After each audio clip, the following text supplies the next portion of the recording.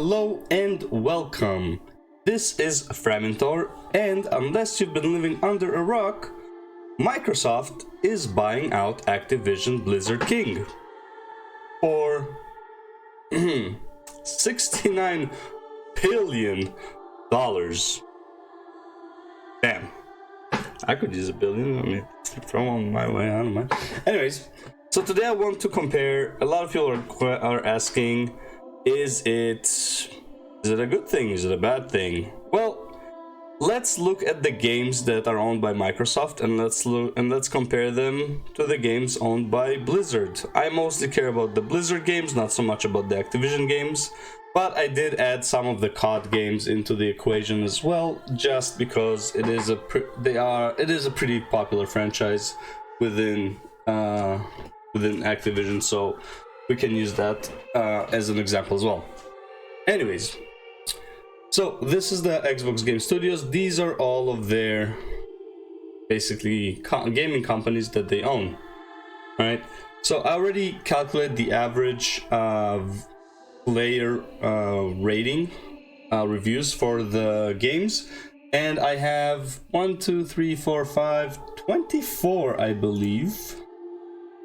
Yeah, 24 games by Microsoft with their average review score, as well as the 12 games by Blizzard, by Activision Blizzard, or 9 games by Blizzard with their average player review score.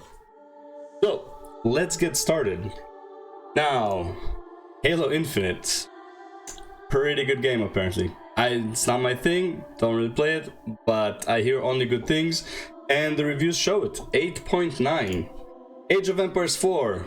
Nostalgia overload for strategy games when I was a kid. Looks great. Age of Empires 4 is at 7.7. Gears Tactics. This is apparently similar to an XCOM game if you ever played those. I actually want to try it. And yeah, that one is at an 8. Gears 5, another shooter, is a 7.8. We Happy Few, which comes from the Compulsion Games studio, looks like a very niche game, the reviews, 6. Not too bad, but not great either. Psychonauts 2, I don't even know what this is. Looks like I think it's a 2D game, like a side view game or something, or maybe it's I have no idea, but I don't know what this game is at all, but apparently players like it, and it's an 8.3. The Bard's Tale, the first one. This is Bard's Tale 4. The first one is way too old to use as an example here. I'm only using 2017, 2018 and up. And Bard's Tale, I'll tell you right now, the first game was one of the funniest phone games, one of the best phone games I ever played. It was so good. Minecraft, I don't know why people like this, but Minecraft is at a whopping 9. Bleeding Edge, 5.9. Looks like a brawler. I am not sure what this is. And also from Ninja Theory, we have Hellblade: Senua's Sacrifice. Now this is a 2017. I didn't really want to use it, but the only reason I'm using it is because there's a second Hellblade coming out in 2022 supposedly, and so I just want to know what the people are saying about Hellblade, the first one. And this game apparently is an 8.3, so I am looking forward to see what the second one will be. Bleeding Edge was at 5.9. Grounded, looks like a kid game. I guess it says teen, but looks like something like I would play when I was 8. Either way, this is a 7. Outer Worlds, 8.1. I'm assuming this is similar to a Destiny game. I don't know this game. Pillars of Eternity 2, Deadfire, is an 8.6. Not sure what this is. It looks like it would be something similar to Baldur's Gate, like the game style. Not so much like the darkness of it, but you grab a team. I'm assuming all of this. I have not played this game at all. But I'm assuming you just, you grab your characters. It's a turn-based kind of thing. Yeah.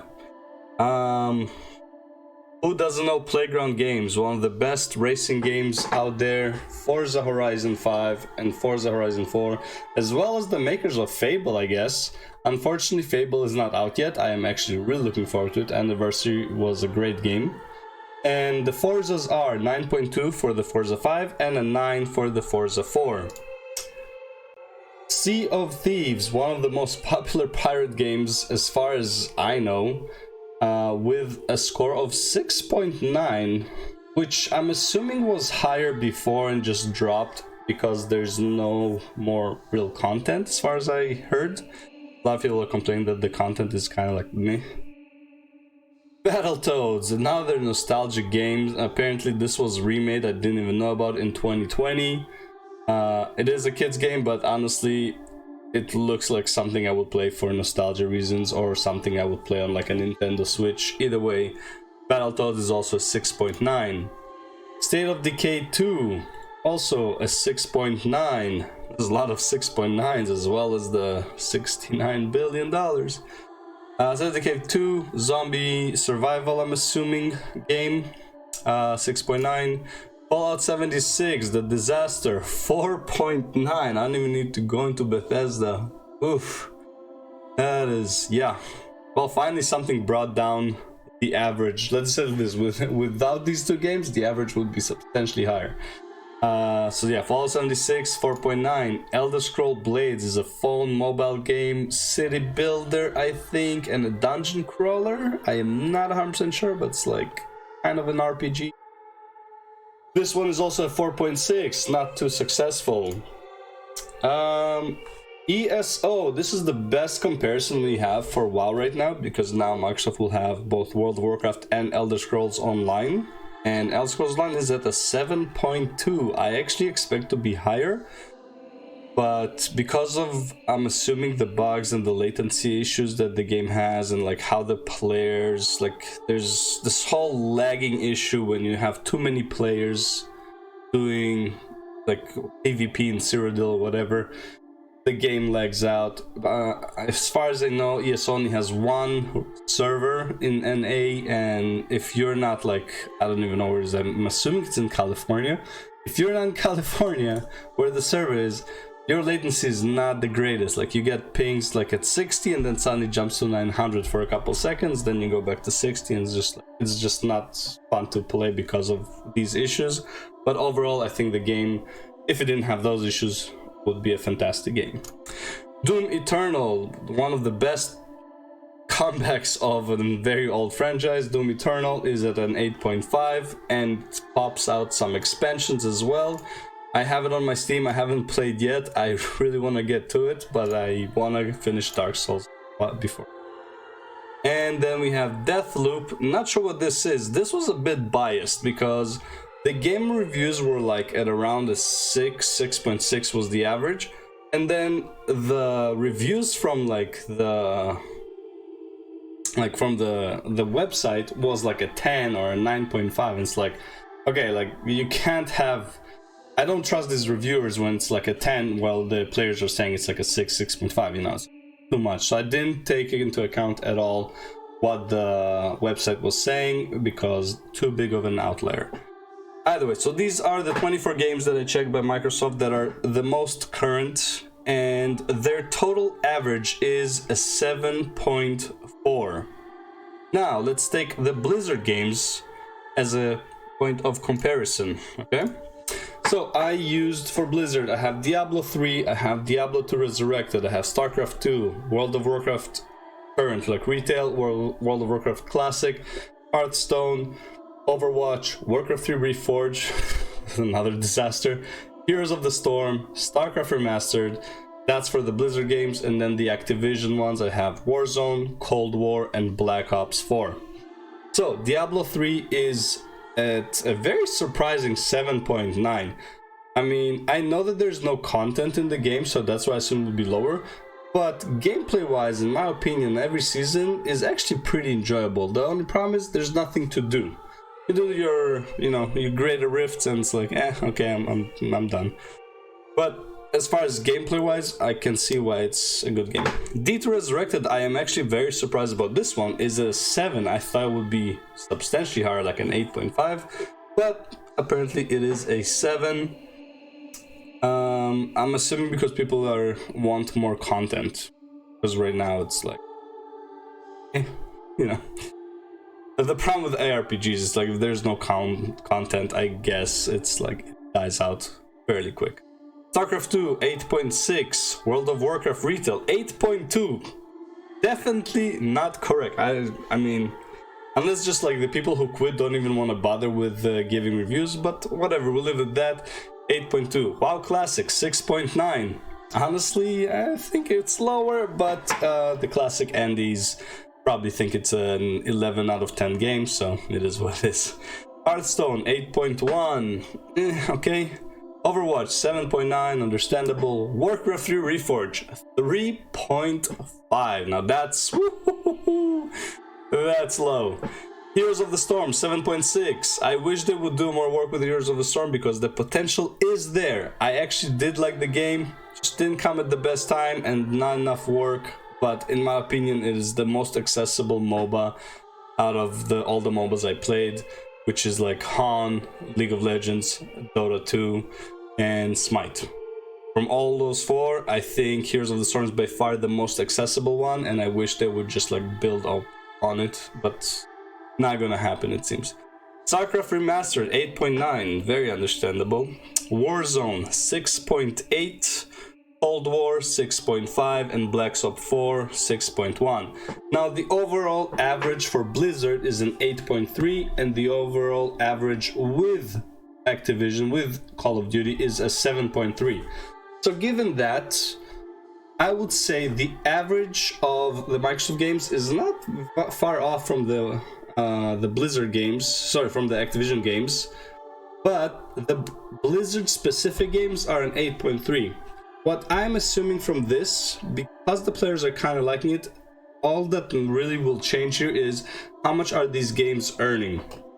In my opinion, World of Warcraft right now as it is making its money, unfortunately, so I doubt anything would really change in the direction of WoW. Hopefully, you know, but I don't have a lot of hope. The only good thing I would say, this is probably the only really good thing that I really hope happens if Microsoft takes Blizzard under its wings. Not if, when, I guess, because, I mean, the deal says concluded, but I'm sure there's some strings attached that can be broken, and then the deal can be off. Either way, we have till like February of next year to figure it out, as far as I know, to see what happens. But the best thing that I can say that I wish happens if they do merge, everything goes onto the PC Game Pass of Microsoft, including WoW, which is a subscription-based game. The only reason I think, well, again, for the players, I doubt they would do it, but for the players, the only reason I think this would be a great move for the players is because there's a lot of games on the Microsoft, under Microsoft, that I really want to try. And if they're available on Game Pass, I'll be very happy to play them, and then I won't have to pay for WoW. Currently, I'm not paying for WoW, but I mean, if the game gets good, as much as I don't want to play it, I'll probably play it. So yeah, so overall my thoughts is, not a lot of hope for WoW to be much better. Sorry. The only thing is maybe like the projects that they have currently they're holding off on, like Overwatch 2 and Diablo 4. I heard that they're like postponed. Like I think they would not be as postponed anymore, like they would be a lot faster now under Microsoft. But again, this is only next year, and for all I know, because Bobby is gonna be out, he'll be like, you know what, fuck it, do whatever the fuck you want, go for it. You know, like, go ahead, make games, here's the budget, I'm getting out of here anyways, I'm gonna get my money, and salut. Maybe, I don't know, I doubt that would happen, but I think that would be a pretty good thing overall for WoW and Overwatch and Diablo, if the devs are not under some constant pressure and just have more creative freedom overall. Anyways, those are my thoughts. I don't think much would change. And yeah, thanks for watching and have a blessed day.